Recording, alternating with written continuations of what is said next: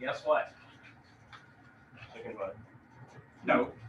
We're in the last chapter. Last one.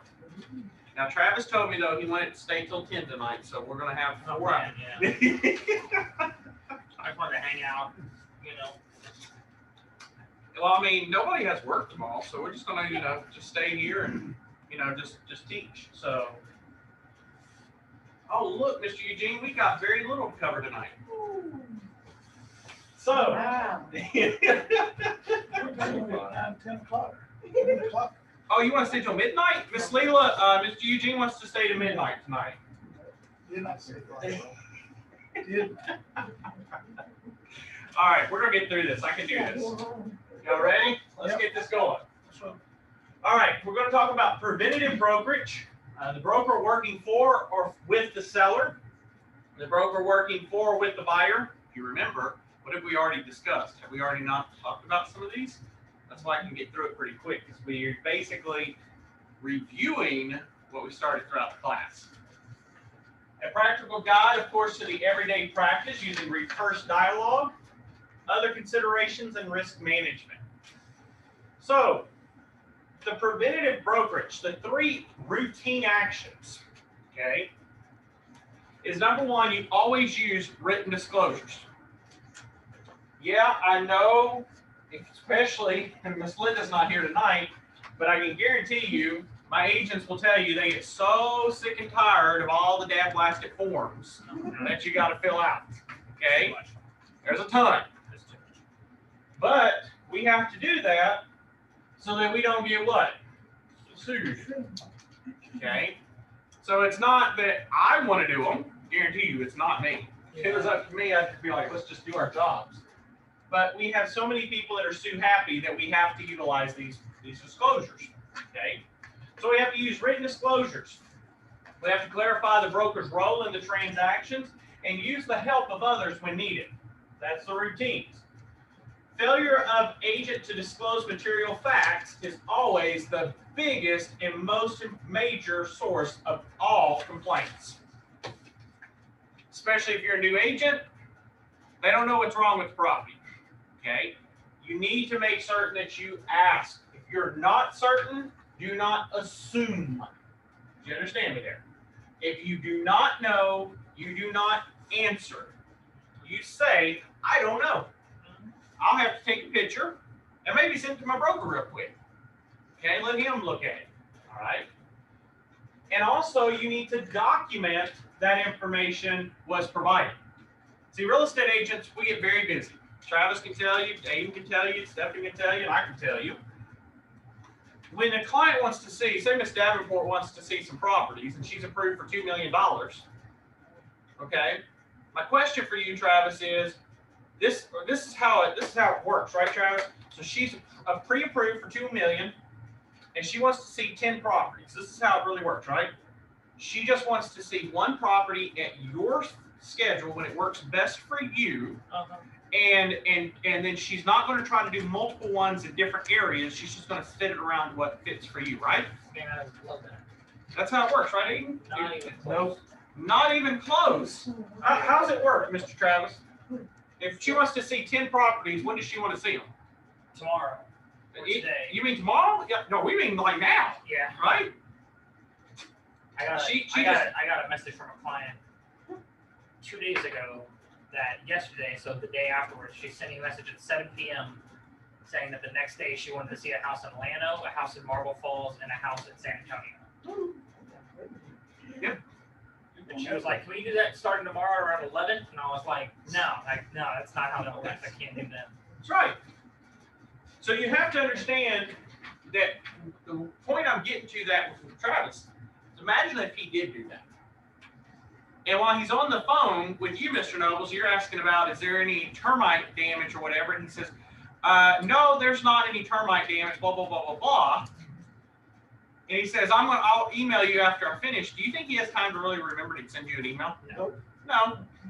So he didn't document it. And now it's what? It's word of mouth. And how's that going enforcing in law? Not going to happen. Okay, so you always got to document what you got. There's also some info on forbidden by the law. Okay, certain things are forbidden. Some sellers do allow exceptions from written disclosures and don't practice where you have little or no expertise. Just because Aiden has a real estate license does not mean that Aiden should be out there selling ranches or selling commercial if he's never done it. He needs to have somebody that's what? That mentors him. Okay? Now, does it mean that your broker has done everything? No. No. Luckily, I've been in almost everything. Only thing I've not done, if any of my agents ever asked, of course, Skyrise, I've never done that. So we'd have to bring an attorney in. But I've done most things, probably about 80% of them. But some brokers don't do that. Some brokers only deal in one area. Some will only do property management. Some will only deal with residential. Some will only do commercial. Okay? But you got to understand is you don't practice in an area that you have little or no expertise. And you have to know the different duties that are owed to a client than to a customer. The broker, of course, is always working for or with the seller. And you have to explain and discuss these differences in detail, the brokerage's company's agency disclosure form and the broker's agency's position at all times. That's why we use the IABS form. Before an agency relationship with the seller, meaning that there is no listing agreement, you need to still provide an information about brokerage services, a blank copy of the contract. You need to explain what sub-agency is and obtain permission to use. You need to explain how commissions are split, permission to use the MLS, fees to the buyer's agents, of course, are going to be negotiable, as well as the seller's disclosure and the potential of intermediary status. Now, most of you are probably like, that's a lot you got to do. That's why it's called a listing presentation. Okay? It takes time. You got to deal with some stuff. Don't think that it goes like this. Hi, Aiden. My name's Justin Nobles. I'm a real estate broker. You want to sell your house? Yep. Okay. Thank you. I'm going to go sell your house. I got a listing. Woohoo! Is that how it works, Travis? Oh yeah. Pop a sign down, you're good to go. And that's it. Right, Aiden, every time, right? Nope. No. What happens, Mr. Aiden and Mr. Travis? You have to explain everything. You gotta submit everything into the MLS, and you gotta take pictures. You gotta put something. You mean you got to do paperwork? Oh yeah. Wait a minute. Hold on. I thought when I watched HGTV that all y'all did was just go out there and show 3 houses and they pick one and everybody's happy and it just goes perfect. That is how it goes, right, Stephanie? That's why we need to start a TV show. No. You mean that's not how it happened with your client you're working with right now? No. What? My gosh. Y'all, Stefan's doing something wrong. Because it's only supposed to take 3 houses and then boom, he picks one and it's done. I'm doing what? You're doing it wrong. You're supposed to do it like HGTV. I never said that wrong. I said I was doing it wrong. The key thing is that you gotta make certain, y'all, you're gonna run through those situations. Okay? Some of the other steps, of course, is you gotta discuss what's the motivation. Why is the seller selling? Answer questions about the listing agreements. Discuss fair housing laws. And I've had to deal with this before, actually, y'all. I've actually had to deal with this. A gentleman, an older gentleman that I had went and met with, did not volunteer to meet with this one. I got basically voluntold to go with one of my agents on this one. And I sat down at his table and we were talking, and he point blank just told us, I ain't selling to no African American people, period. And I looked at him and I looked at my agent and I was like, sir, I hope you have a great day. And he was like, you're telling me you're walking away from a $3 million listing? I said, yes, sir, I am. Yeah, absolutely. I'm walking away. Well, you crazy. don't care. I'm not going to even deal with that because if you're already like this now, I don't want to deal with you in a transaction. So thank you. Appreciate you having us over, and I will see myself out. And I left. Okay? Because I'm going to tell you from experience, guys and gals, I'm going to tell you experience. When they already give you HE double hockey sticks over something as stupid as fair housing laws, how do you think they're going to be when you're dealing with them trying to sell their house, Travis? Awful. Horrible. Horrible. Okay? And I ain't risking my license at all because of somebody that's racist. I'm sorry, not doing it. Not doing it. Sorry. So, you have to end up in that situation. It's the best interest that you walk. Just let it go. Even if it's $5 million, it ain't worth it. I guarantee you, I've been through stuff like that. It is not worth it. Okay? You also have to gather data for BPO and discuss with the seller to determine listing price. You have to answer all seller questions and ask the seller to sign a listing agreement. Now, of course, Mr. Ayton can tell us, sellers don't ask many questions, right, Mr. Ayton? Very few, right? And they never call you after you put the sign in the yard, right, Mr. Ayton? No, they like to call. They like to call? Oh yeah. But no questions. They just want to talk to you. I wish. Ayton. I'm pretty good at conversating. Oh, that's what it is. Travis, you don't deal with those headaches, right? No, it's not at all, right? Now, once a listing agreement is signed, of course, you're going to discuss the requirements for a seller's disclosure, discuss staging the home, discuss what personal property will go with the property, extremely important, and I'll come back to that in a second, and show the property and keep the seller informed of the showings, buyer questions, buyer's likes and dislikes, and the overall life. Okay?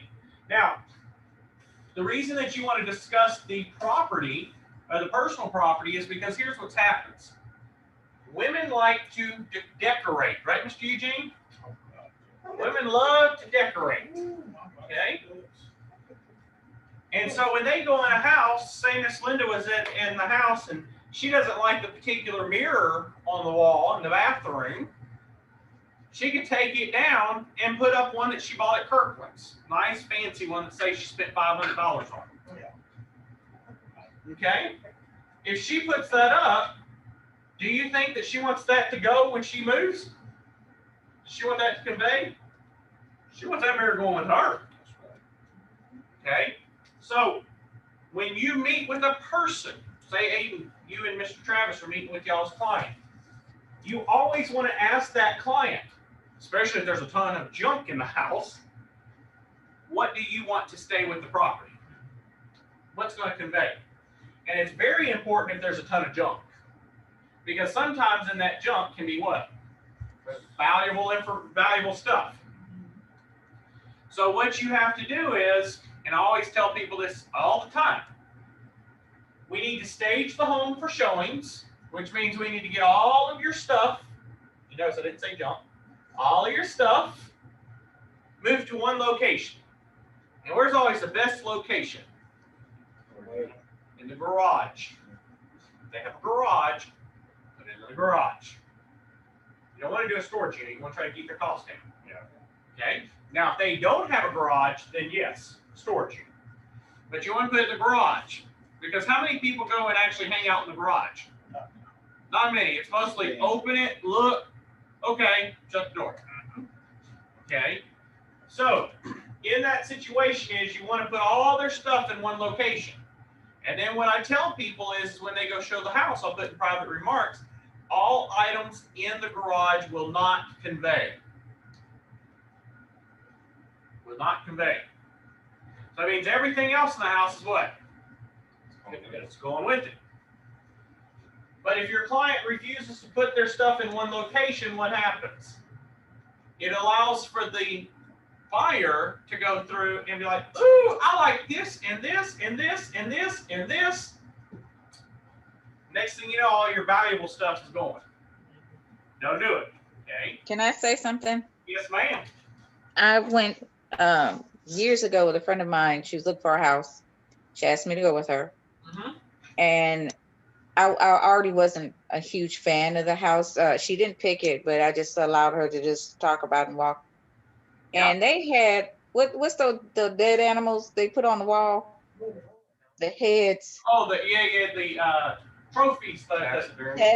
They had all kinds of animals. I said they done went to the zoo and killed all the animals and put them on the wall. And I said, I was just that was the last straw. Of course, I had to say something. And she saw that too, and she was like, "Yeah, I don't know if I want to buy here."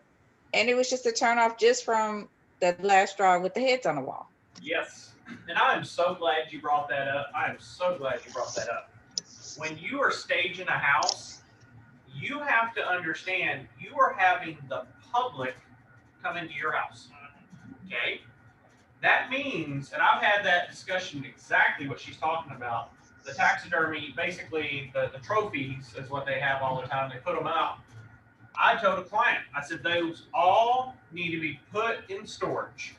They all need to be taken down. And they told me, they said, why? I said, because you got to understand, not everybody that walks into your house likes to hunt. Not everybody has the same hobbies as you. So you have to take those down.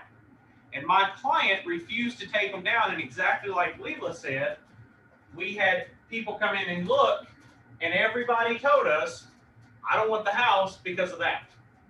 And I kept relaying that to my client. And eventually my client finally took them down and allowed me to take good pictures again. And we sold the house. You got to be very careful. And with that same statement, I will tell you this too.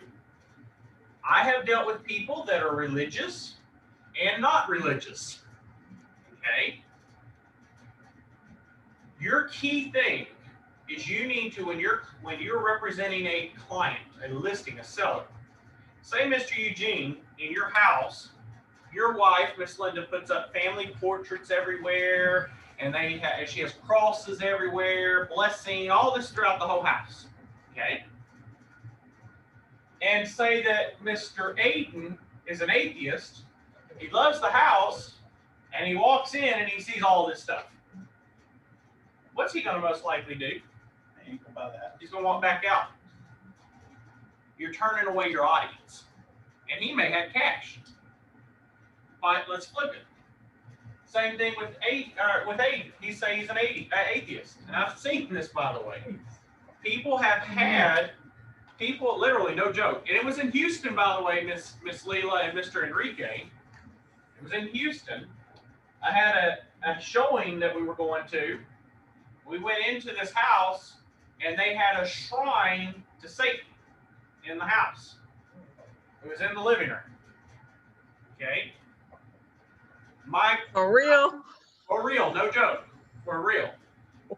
Wasn't huge, was not a big thing. Don't think of it large. It was just it's kind of probably no bigger than probably like this fan, the height and all. It's real small. It looks like a goat head and all that? Yes. Not the original, like the bronze stuff. Oh. You see what I'm saying? But they had it on there. That's creepy. My client saw it, and my client immediately was like, I'm out of here.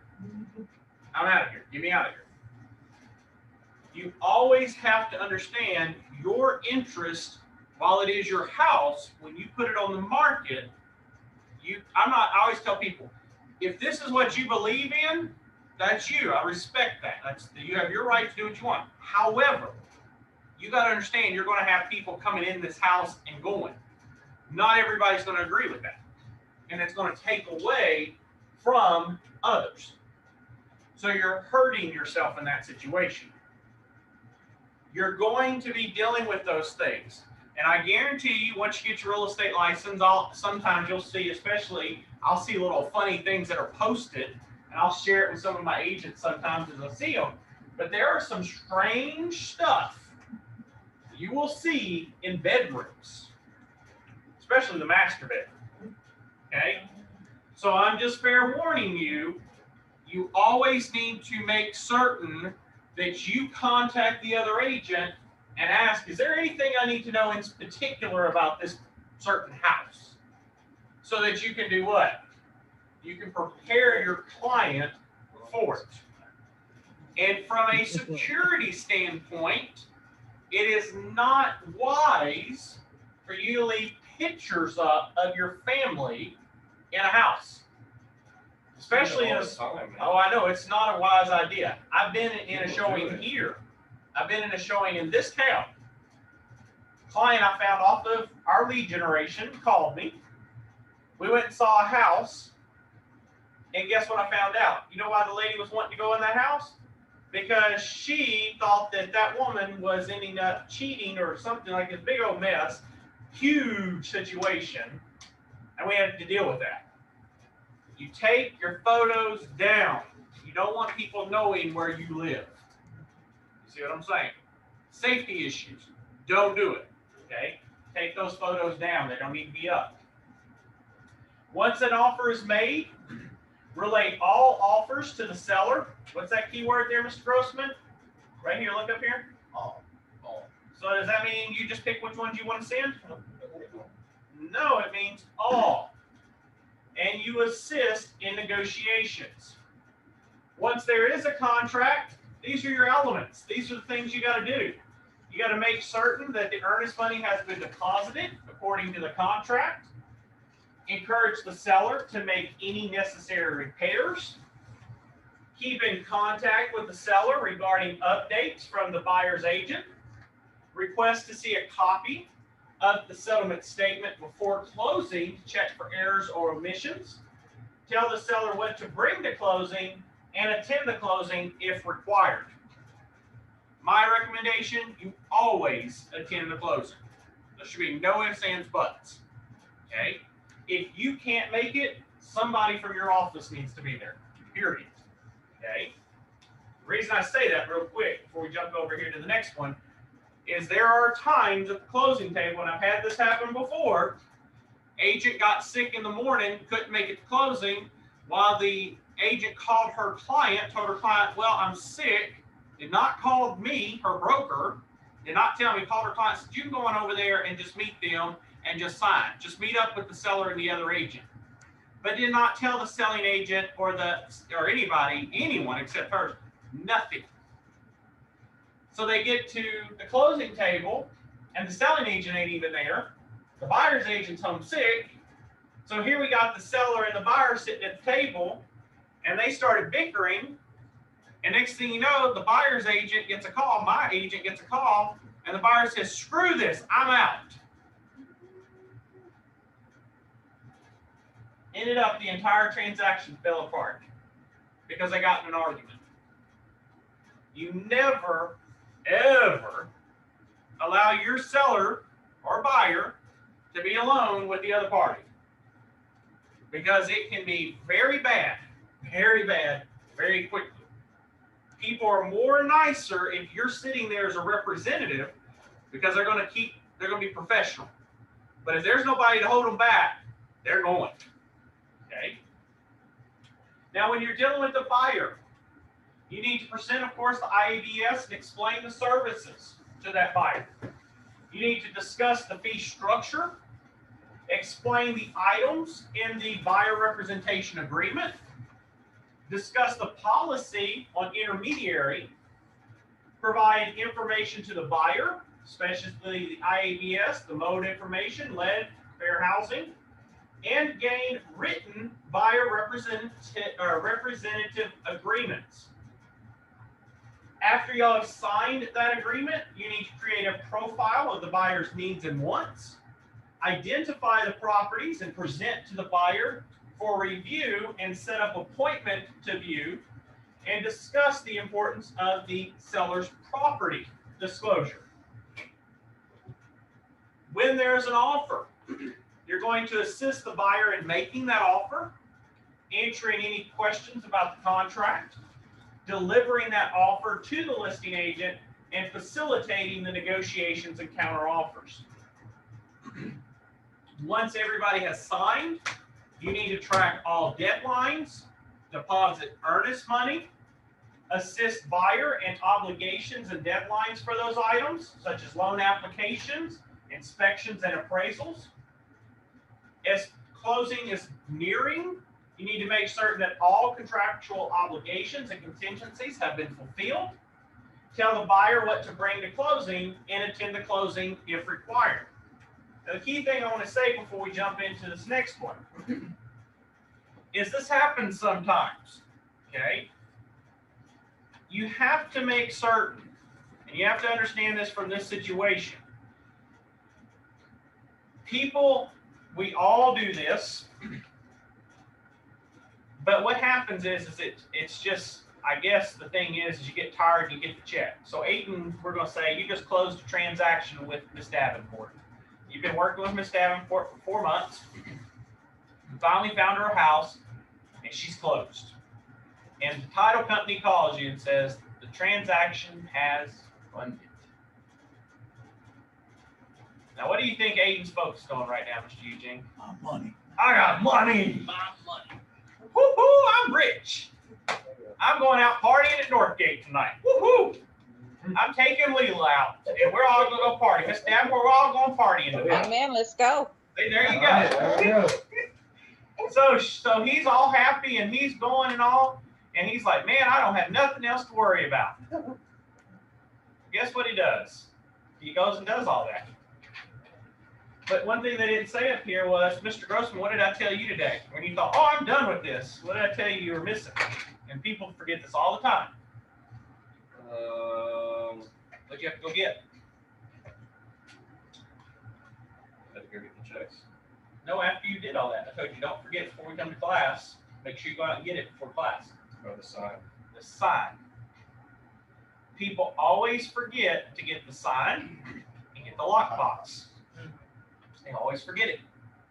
And let me tell you, if you don't get that sign and the lockbox off before that funding, and Miss Davenport just bought that house, and my sign's still sitting on there, It's now hers. it's now her property. So it is imperative, because let me tell you, I've had this happen before with some agents. Say you just closed on Friday, Aiden. Monday comes around, I get in the office and I sit down and I'm like, okay, where's the lockbox and the sign at? Oh, I'm gonna go get it right now. It's not Too late. Too late. That sign's gone, and Miss Davenport's already cut that lockbox off. So, Mr. Aiden, here's your bill for those 2 items. Uh-huh. See the problem? You always get your sign and your lockbox. The lock boxes are not cheap. No, one lockbox cost me about $200. One box.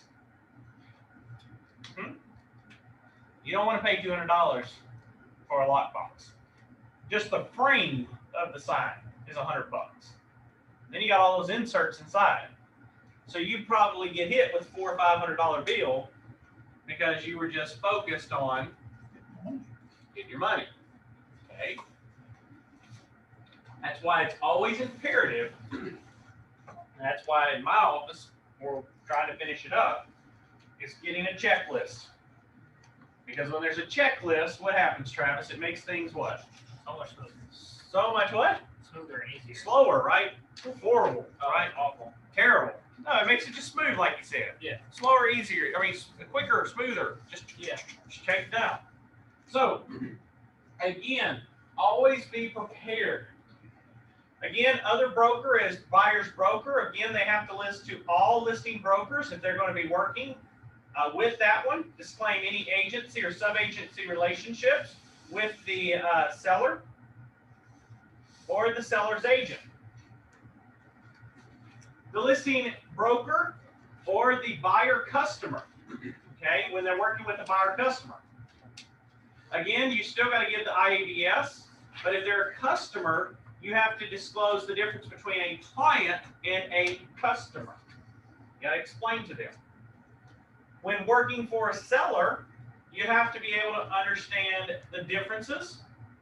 Sometimes you'll have to use technological advisors. And we may move from a customer to client if they agree to a buyer rep. Sometimes there can be in-house sales policies competing buyers, properties for buyers, especially on the MLS, and miscellaneous topics.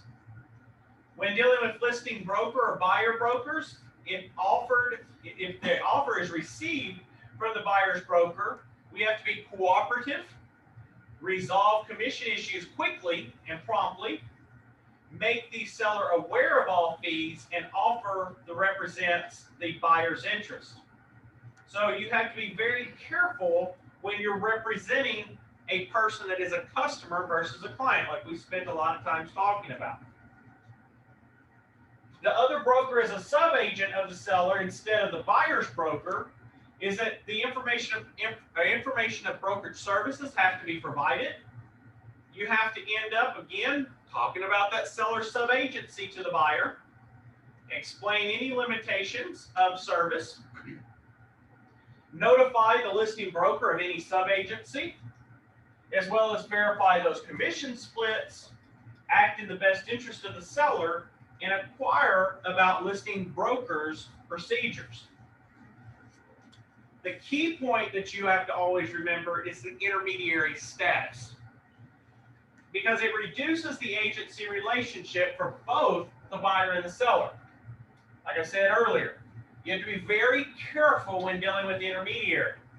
You must get the written consent of all parties. You must treat them all fairly and honestly. You have to avoid disclosure of confidential information, even accidental confidential information. You have to determine when and if the appointments will be made and comply with TRAILA. So a practical guide to everyday practice using the rehearsed dialogue. Okay? There are example dialogues for brokerage situations that you can always rehearse. There are two scenes, one talking about agency relationships to the prospect, that talk about the exclusive seller's agency, and one discussing a single agency. Again, you can practice those presentations for you in regards to the defense of disclosures. Now, what about these other considerations? Again, any presentations of offers by a listing broker needs to be done in a proper way, just like presentations of multiple offers and backup offers. Now, one question they're going to ask you on the test is about multiple offers. Mr. Aiden, if you get multiple offers on Miss Davenport's listing, do you have to give them to her in the order, in the chronological order that you've received them? I mean, I hope you would. I mean, once you get an offer, you present it to them. Say that Miss Davenport says, Miss Davenport says, I'm going to Miami because Justin has driven me crazy in these classes, and I'm going to Miami this weekend. When I come back Monday, I want to see all the offers. Okay? Miss Davenport tells you that. Okay. When she comes back Monday, you've gotten 20 offers. Do you have to present them to her as they came into you, No. in order? No. Why not? They came in order. If Travis submitted it first, why shouldn't Travis's be the first one on the table? What, isn't that fair, Travis? You were the first one. Why shouldn't he have first dibs? Yeah.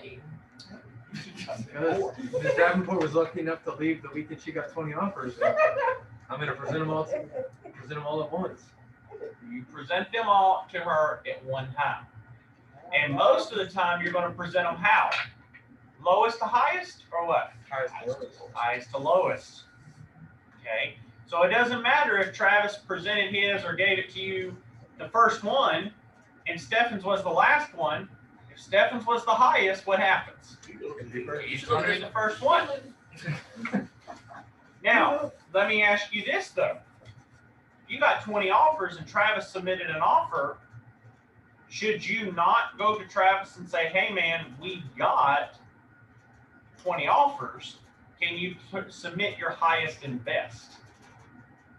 Yep. Can you do that?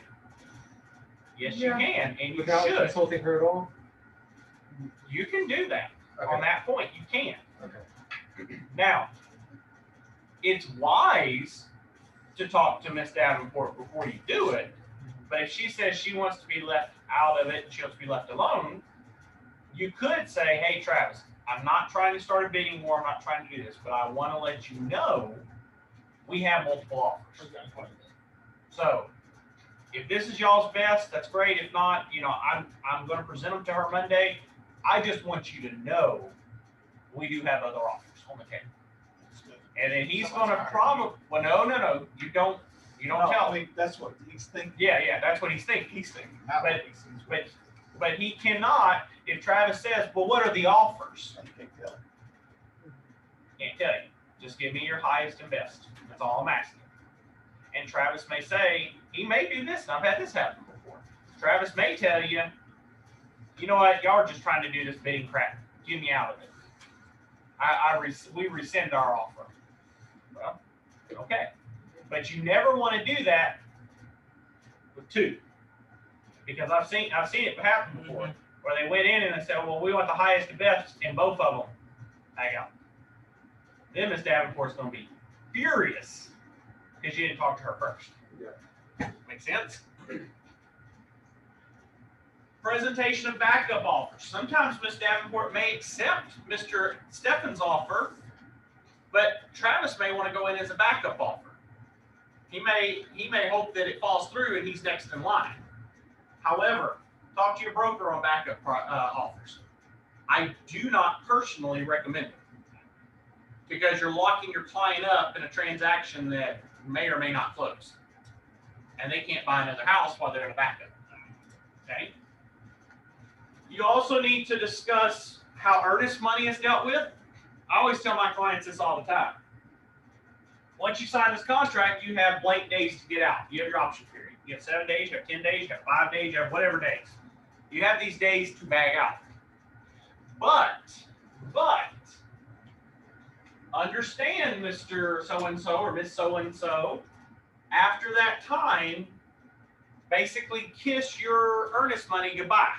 Even if the contract says that you get it back, you might not get it back. Okay? So understand that you need to explain to them how earnest money works. You also need to explain to them how commission works. I've had clients before say, so I got to pay you 6% and I got to pay the other agent 6%? No. That's not how it works.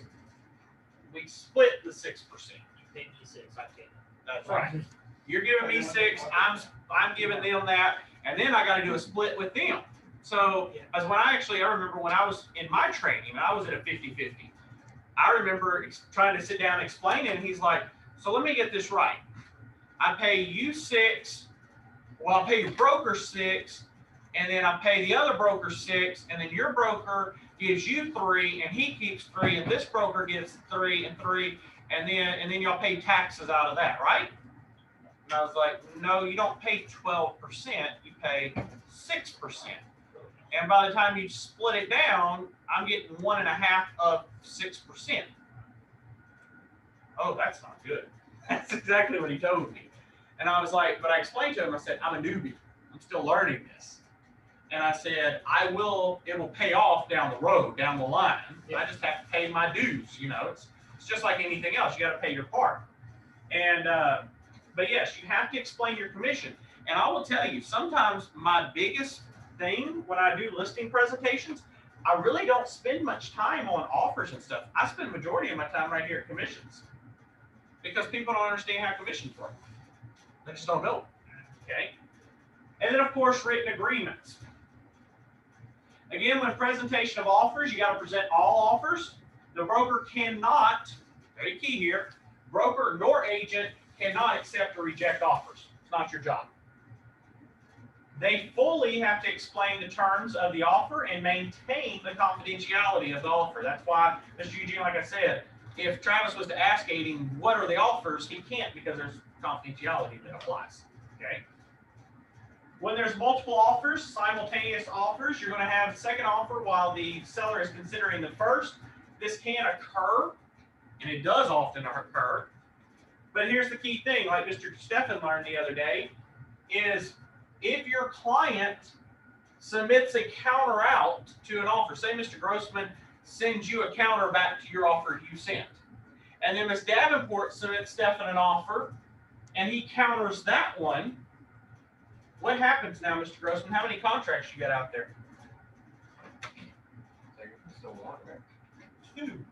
You counter 2. Oh, you can't. Oh. So he has 2 out there. Now what happens if this happens, Mr. Eugene?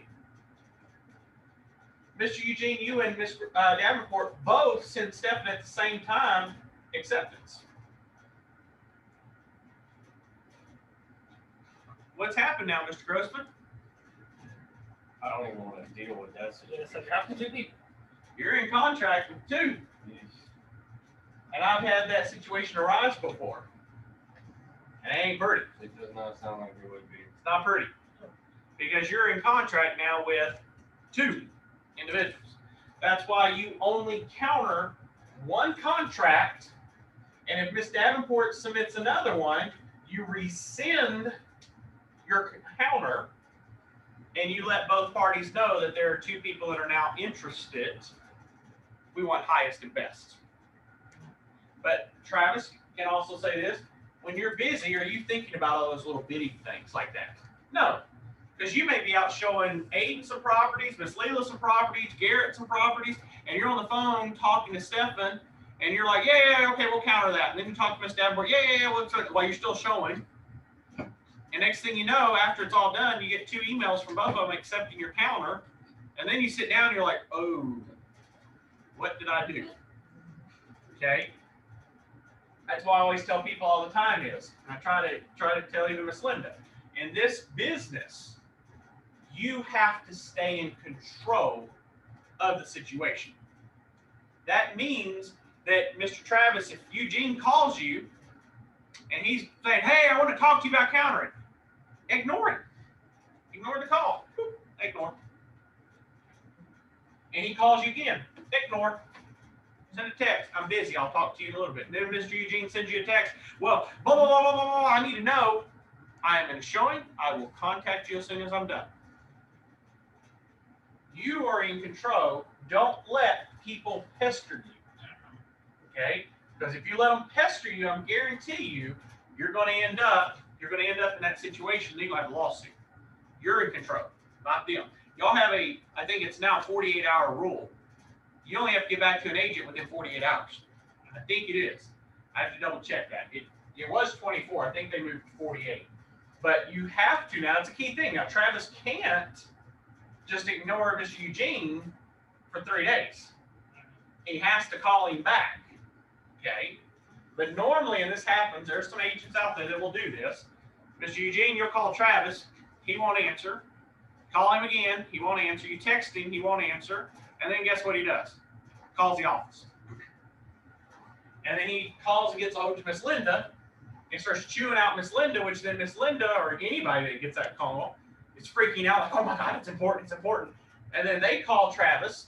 Travis answers it and makes Travis nervous. And so Travis is like, yeah, we'll just go counter it. Don't do that. You're in control. You just tell whoever calls you, I will call Eugene back at my time. Not at theirs, at my time. Okay?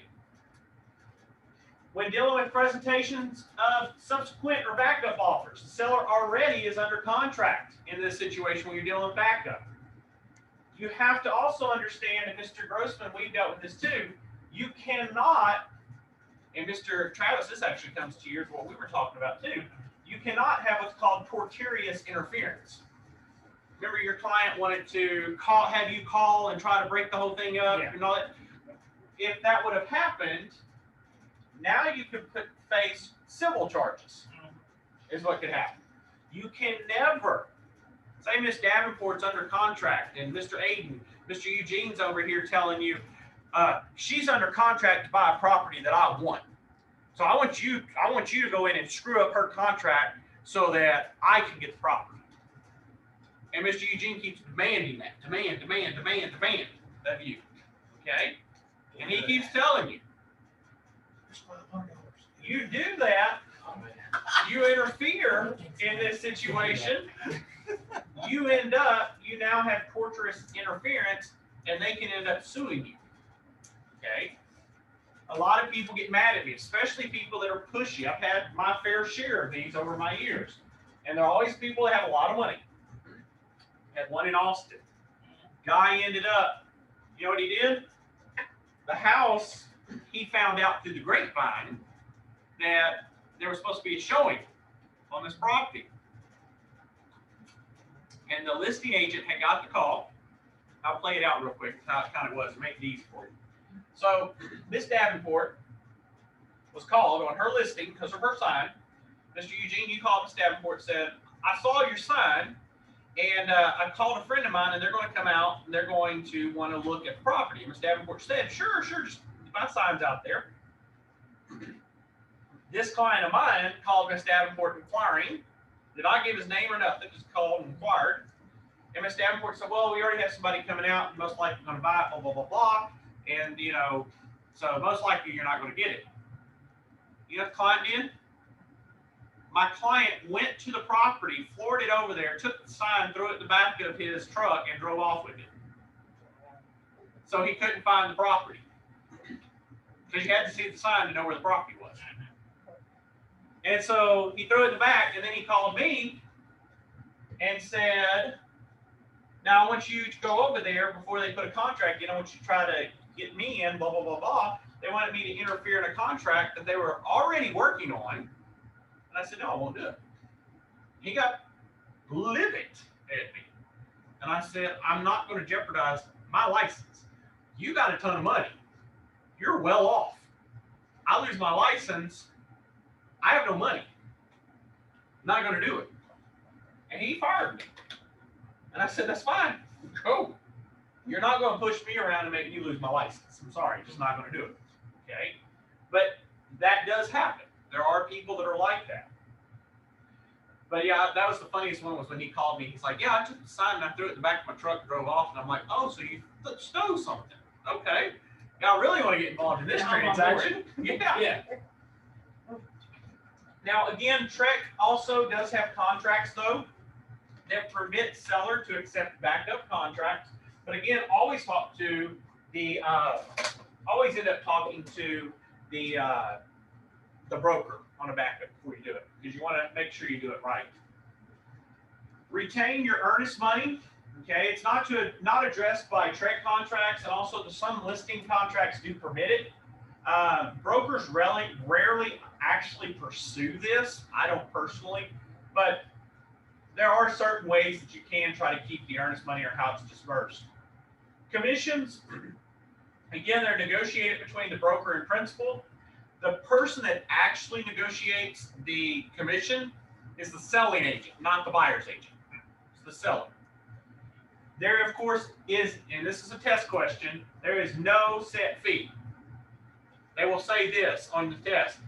Aiden went and spoke with Mr. Eugene, and Mr. Eugene said, Mr. Aiden, the standard fee for real estate representation is 6%. Is that correct? No, there is no standard fee. There is none. That's the normal. That's the normal, but there's no standard. It's It's not a set fee. Okay. The listing broker controls the splits. Also, the clarifying of the fee before the showing of the property. You always want to have that in writing. Can't tell you how many people are going to throw a sign up and end up in that situation. They go over and they do the fee, and they don't, or they put up the stuff and everything, but they don't clarify the fee. The broker does have a duty to cooperate with other brokers, but only if the cooperation is within the best interest of the client. Cooperation does not necessarily mean compensation. Okay. Written agreements are strongly recommended. Buyers, of course, are included because they're not customary. They fear additional fees, fear of commitment to one agent, and may not understand the benefits of representation. Okay? So in these situations, one of the key things that you want to make certain of is that you have to be certain by all means that additional fees should not buyers basically don't want to be hit with additional fees. When they see those things in there about you owe me 3%, you owe me 4%, all this, it freaks them out. Okay. But again, written agreements are always key. Risk management in this situation, of course, is to develop the written office policy manual. That is a broker's obligation, not an agent's. It's required by TRAILA. It's also important that the broker, I'll just tell you, it's just cheaper to go on your broker's insurance policy. Don't go get your own E&O. You're going to talk about it going through the roof. If Aiden, you were to go get your own E&O, it's going to be through the roof, just by the way, because you're one person. When you have a group of people, it's cheaper. Okay? So get E&O, and that's normally on the broker. And it also is recommended your area experts. Okay? Don't allow, say, Stephan, he's just trying to get a transaction, so he goes and says, I do all of Texas. Okay? No, if Stephan's a new agent, Stephan needs to find an area first. Get used to it first, then he can do what he wants. Okay? But he needs to know what he's doing. You don't just immediately jump into it. Also use written disclosures. The key points is to use written disclosures, clarify the roles, use services of others, and develop written policies and procedures. Prepare clients and customers for thorough explanations. Present all offers promptly, and discuss earnest money retention. Commission is always negotiable. Oral contracts are okay, but it's always best to get it in writing, and always use rehearsed dialogues. Okay. For the broker, you always want to practice real life situations in a classroom training. Document topics that are covered in those trainings, and identify participating licensees. So, Mr. Travis, I'll let you come up now, if you don't mind. Sure. Mr. Aiden, come up, please, sir. I'm going to let y'all three knock out these. How many were discussions? Who's number 3? Huh? Who's number 3? You. How many is there? 6. She's got 6. Oh, man. Get up there. Y'all get up there, guys. How can a listing broker protect themselves from liability for the wrongful acts of an authorized sub-agent? Keith, give me again. Okay, I would say with that, the broker would have to have like a broker protection clause, or would that work? Okay, you're close. You would need to get E&O insurance, like errors and omissions insurance, which is on the broker, like Justin was saying. Okay. And an office policy manual. Would also be Gotcha. good to think that out. Yeah. Thank you, sir. All right. What should sellers be told about the listing broker splitting the commission with the following: the sub-agent and the buyer's broker?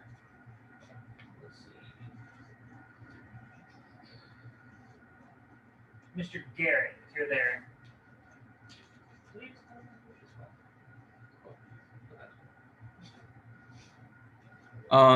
That it's not like a set commission, that the commission is like, There's no standard commission. yeah, it's made by the listing agent Okay.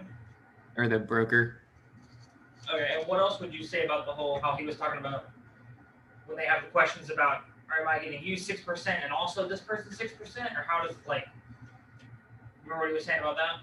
Oh, that the agents decide how it's split. And they're just paying the, so basically, you're right, yes, but what I was kind of getting at was like the listing broker, basically, you're, Oh, the seller is only paying the listing broker. Yeah. They only pay the 6% commission or whatever you set up to them, and then the listing broker is the one who splits it with the sub-agent buyer's broker, so that the seller is not the one paying out commission to everybody, they just pay the listing broker. yeah. All right, yeah, good. How should listing brokers handle an offer submitted by a buyer's broker with a request to pay the buyer's broker out of the sales proceeds?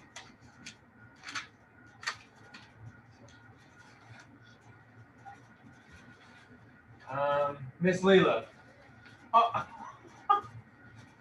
Miss Leila, he did that to you, not me. I don't mean I got to answer. Oh. Got you there. Yeah, I mean, That is true. She got you there. Yeah. Mhm. Aiden's like, okay, next question. yeah. Number 4, roll on. Who else?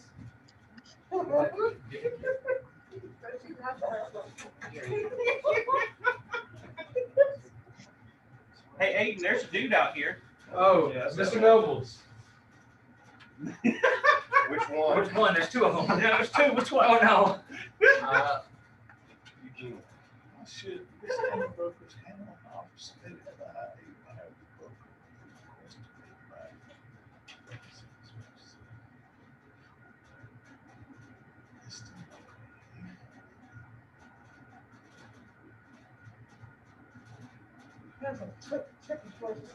Yeah, Is it allowed first? I'm gonna poll the audience. Oh, Is it allowed?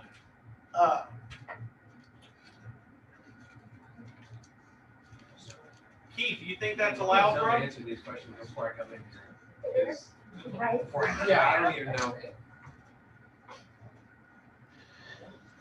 Did you say that one more time? I said, do you think it's allowed that the buyer's broker can request to pay? Well, it's saying the list broker handles an offer submitted by a buyer's broker with the request to pay the buyer's broker out of the sales proceeds. Is that allowed? I would say yes. Exactly. So how should they handle it?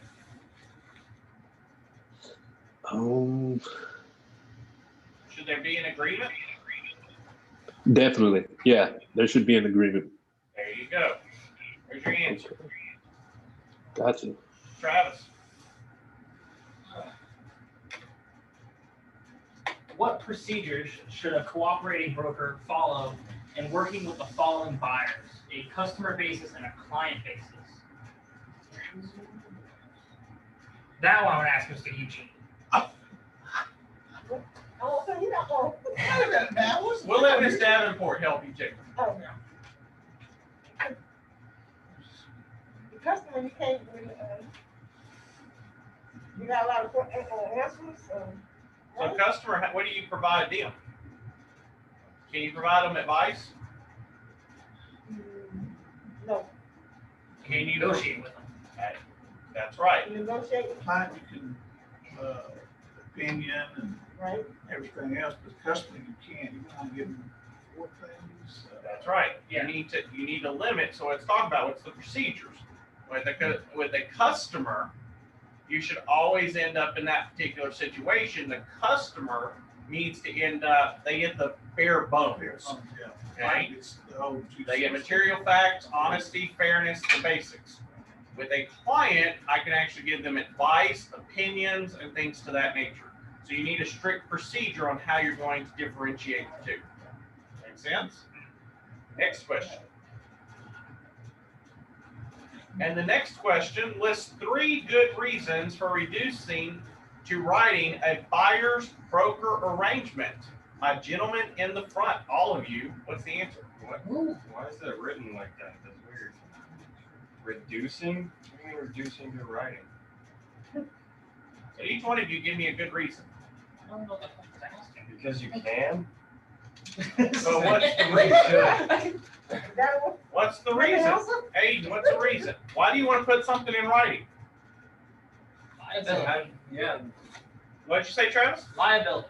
Number 1, liability. Travis, Aiden. Stole it from you. Yeah, that's Stole it from you. Risk management? Risk management. I'll give you that one. Aiden, it's all on you now. Yeah.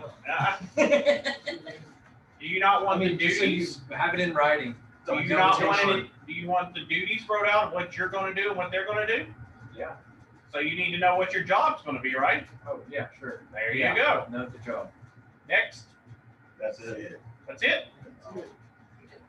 All right, go ahead and, Good work, gentlemen. I like it. go ahead and stop the recording tonight. Go team for this stuff.